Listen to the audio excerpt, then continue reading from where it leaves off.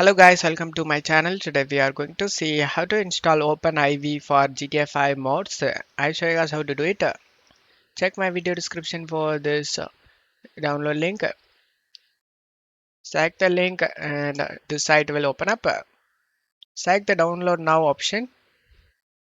After getting download done, select this folder icon, double click on the setup and select the English language and select continue. Select I accept and select continue and leave as it is and select continue and select yes. And now just to close stuff here after the installation. And now double click on the OpenIV on the desktop. And under GTA 5, select Windows and select browse option. And you just need to select the game folder, guys. I saved in C drive. Game, here is the game folder. After selecting it, select folder option and successful. And now just select continue. Again, select continue.